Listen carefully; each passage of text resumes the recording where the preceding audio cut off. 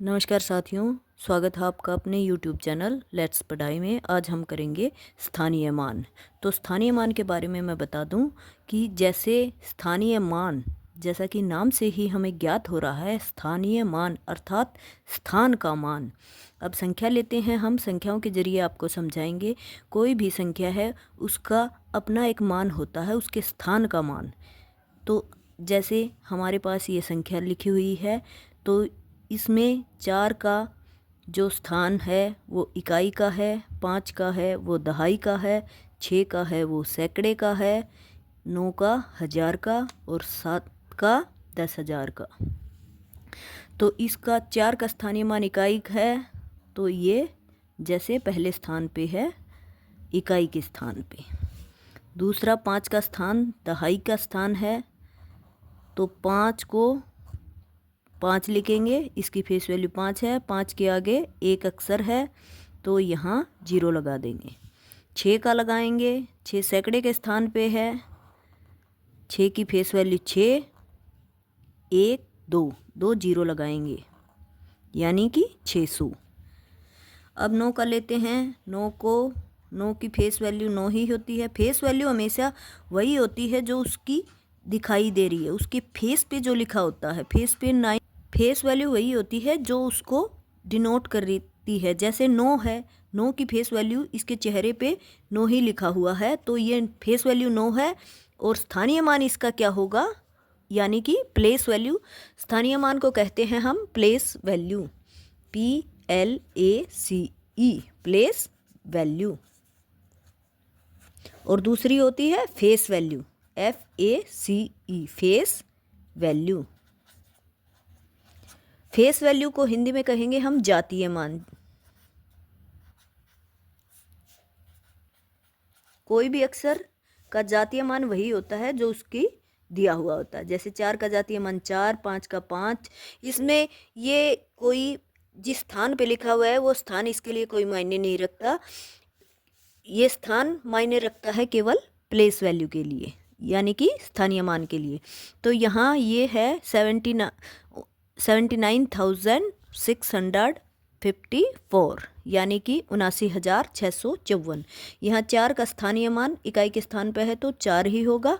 5 का स्थानीय मान दहाई के साथ है, स्थान पे है तो 50। 6 का सैकड़े के स्थान पे है 600। 9 के बाद जितने भी ये डिजिट हैं उनकी एक एक जीरो, यानी कि 9,000। इसके बाद 7 का निकाल लेंगे तो 7, और इसके बाद जितने भी डिजिट हैं इनकी 0, 1 2 3 4, 1 2 3 4। अब इसको ये भी देख सकते हैं कि क्या हमारी ये जो स्थानीय मान हमने निकाला है, क्या ये हमने सही निकाला है। तो इसको कैसे चेक करेंगे, अब इसको जोड़ देंगे। अगर हम इसको जोड़ते हैं इन सारी संख्याओं को, तो हमारा जोड़ यही संख्या होना चाहिए। अब 4 को जोड़ेंगे, यहाँ 4, यहाँ 5, यहाँ 6, यहाँ 9 और ये 7, यानी कि 79,654, जो कि यही संख्या है जो हमने जिसका स्थानीय मान निकाला है। इसका मतलब हमारा सवाल बिल्कुल सही है। हमने हर एक डिजिट का स्थान सही से दिया हुआ है। अब हम नेक्स्ट सवाल की प्रैक्टिस करते हैं। इसमें 6 का स्थानीय मान निकालेंगे तो हो जाएगा 6। 9 का निकालेंगे तो 9, इसके पीछे जो जितने अक्षर हैं हमारे उतने 0, यानी एक ही है 6।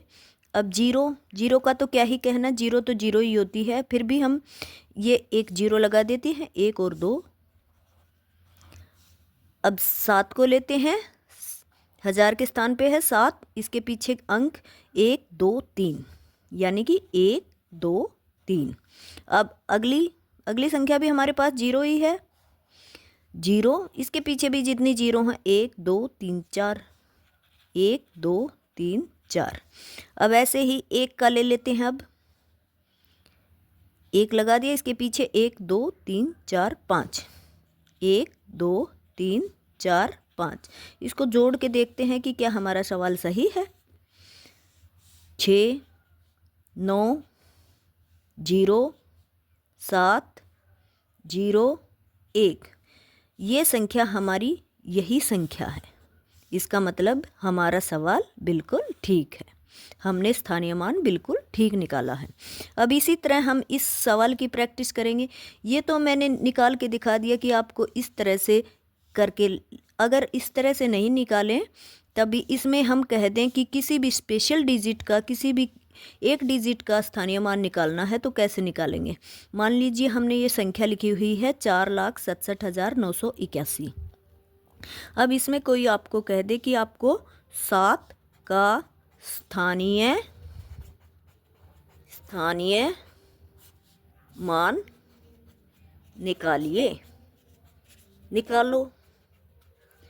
तो अब हम देखेंगे कैसे निकालना है। 7 का स्थानीय मान बोला उसने, तो हम 7 ले लेंगे। इसके बाद में जितने भी अक्षर हैं उनके ये कौन से स्थान पे, इकाई, दहाई, सैकड़ा, हजार, 7 को लगा लिया और 1 2 3 3 0 लगाते, 1 2 3।